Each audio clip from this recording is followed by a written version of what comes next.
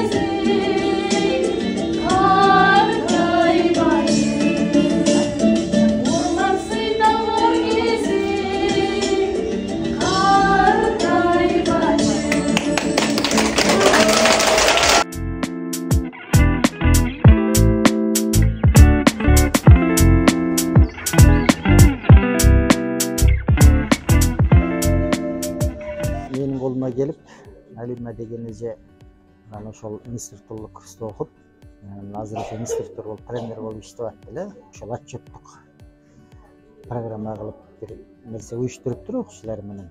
Азыр ошол жерге келдик да.